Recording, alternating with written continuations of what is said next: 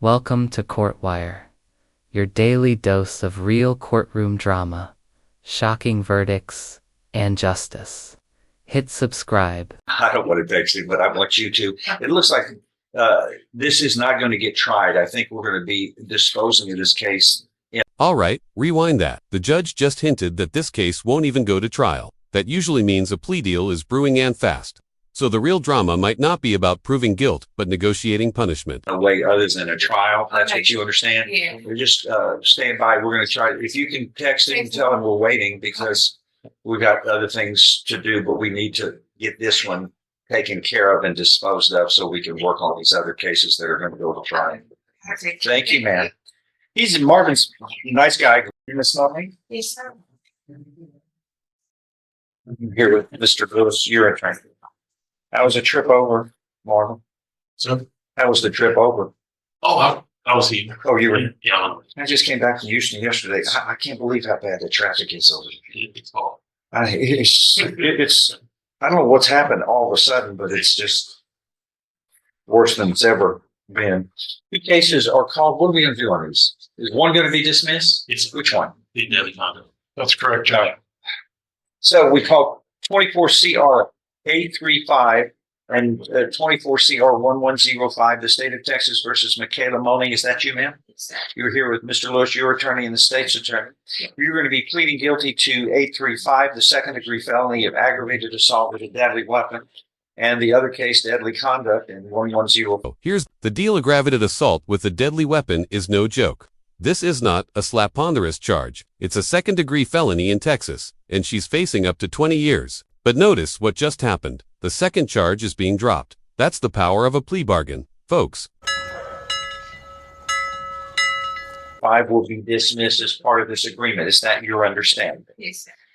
Does the defendant waive a formal reading of the indictment and arraignment? Can we proceed in summary? He does when we can. In summary, this indictment handed up by the grand jury on April 17th of 2021. Boy, that's old. 24, Judge. It does say 24. That's not old.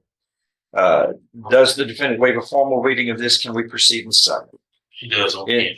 In summary, this indictment alleges that on or about March 30th of 2024 in Jefferson County, Texas, you committed the second degree felony of aggravated assault with a deadly weapon by shooting the victim with a firearm, and you used and exhibited a deadly weapon, namely a firearm, during the commission of this assault.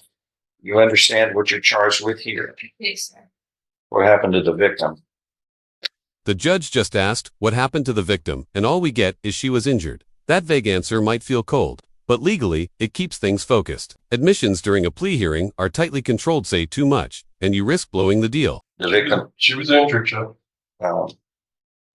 This is a second degree felony, which means you face a term of not more than 20 years or less than 2 years in prison. In addition, a fine may be assessed not to exceed $10,000. Do you understand? Yes, sir. An agreement's been reached where you would be, whatever sentence shall not exceed a cap of 10 years in prison, which means you are looking at no less than 2 nor more than 10 years confinement in prison. I can also place you on deferred or unadjudicated probation for up to 10 years.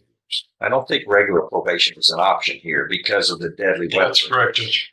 So what we're going to do is, after the entry of the plea, I'm going to ask the probation officer to prepare a pre-sentence report. We will enter the plea, then come back in about 4 weeks. Everybody will be able to add anything in addition to what we see in the probation officer's report. And then the court will make its decision then. That's our plan. Yes. If I follow this, Heads up, this is a no appeal deal. Once she says guilty, it's locked in.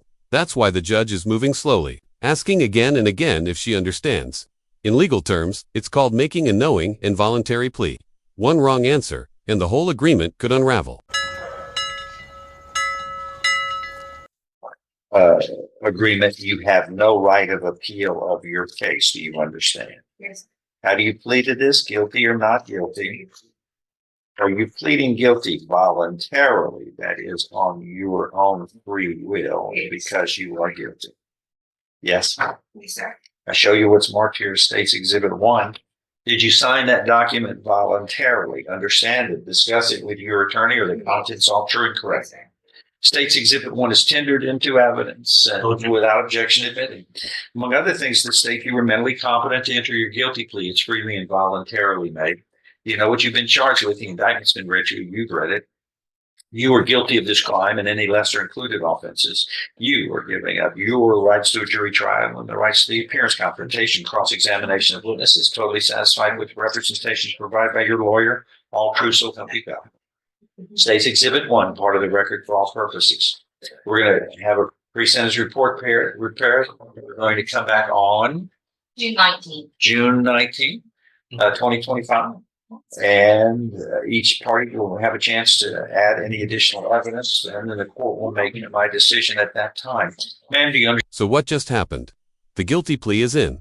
Sentencing will come later after a probation report. This is like the courtroom version of a cliffhanger. The next hearing could bring Mercier a full 10-year prison term. The stakes, absolutely massive. Understand what has happened today. Okay, please get a resetting. And we'll be back. Thank you, Judge. We have a motion to revoke pending on this? Yes, we do, and that's set on at a later date. When? I think it's the 28th. Next week? Yes.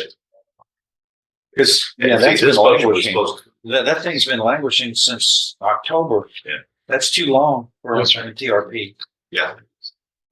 It's set for the 28th. All right. The reason, Mhm. we were supposed to be heard last week, except getting the client here and, First of all, you're Kerry West, Yes, sir. Jr. Here with your attorney, Mr. Smith, and the state's attorney. This is cause number 23CR1038. And you are currently, you have disposed of your case. This is a third-degree felony of evading arrest or detention with a motor vehicle. You were placed on 10 years deferred or unadjudicated probation back last year on, September 26th of 2023. So this September, you will be on probation for 2 years. And this motion for revocation of probation states that you committed the offense of unlawfully carrying a weapon. Okay, now we shift to a completely different defendant, but not a clean slate. This guy already had 10 years of deferred probation for felony evading. And guess what? He's accused of messing it all up with guns, drugs, and curfew violations. Buckle up, probation revocations can be brutal. In October of 2024, illegal possession of a dangerous drug on October 6th of 2024 at a location other than your residence.